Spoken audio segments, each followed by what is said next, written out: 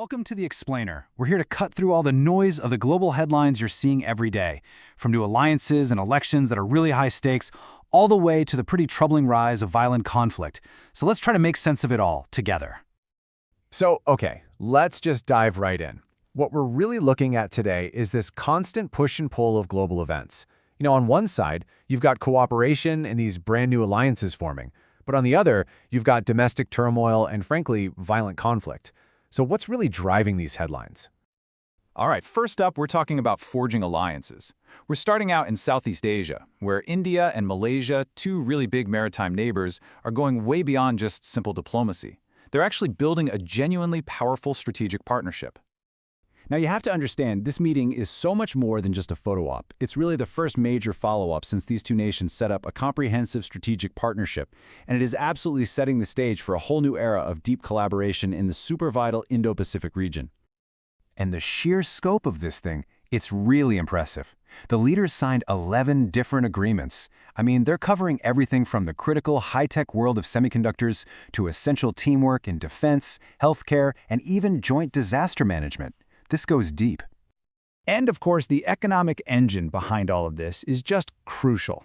Bilateral trade is already sitting at a whopping $18.6 billion, and both leaders are dead set on pushing that number even higher. They're even talking about using their own local currencies to make doing business with each other way smoother. These words from Prime Minister Anwar really capture the whole spirit of the meeting. You can feel a clear sense of urgency. This isn't about some distant long-term goals. It's about turning these agreements into real, tangible action, and doing it fast. Okay, so now let's shift gears a bit.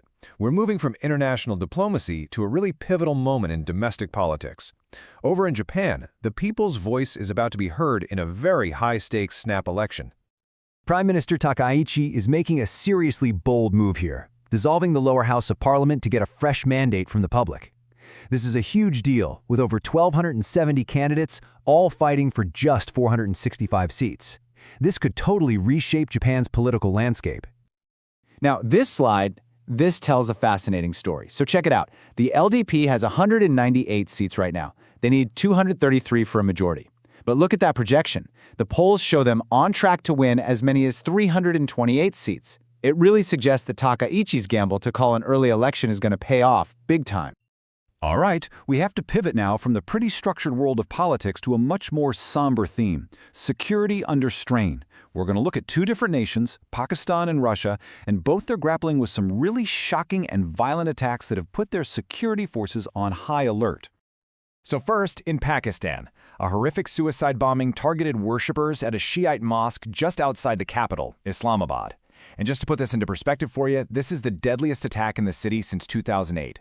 It's drawn condemnation from all over the world. The human cost here is just staggering. 36 lives were lost, and another 169 people were wounded.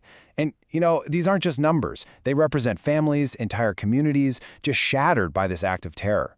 It's prompted a massive security response, as you can imagine. A group calling itself ISIS in Pakistan pretty quickly claimed responsibility. This is a regional affiliate that has a history of targeting the country's Shiite minority, really trying to stir up sectarian division. In the aftermath, security forces moved fast, arresting 4 suspects, including an alleged mastermind who's reportedly an Afghan national. But this is where the story gets, a lot more complex. Pakistan's interior minister has made some pretty serious allegations, claiming the attack was planned in Afghanistan with financial backing from India. Now, it is absolutely crucial to note that our source material says no evidence was provided to back up these claims when they were made. Meanwhile, over in Russia, they're dealing with two very different but equally disturbing security challenges: a violent hate crime in one city and a brazen assassination attempt on a top military official right in the capital. In the city of Ufa, an attack on 4 Indian students has raised some serious alarms.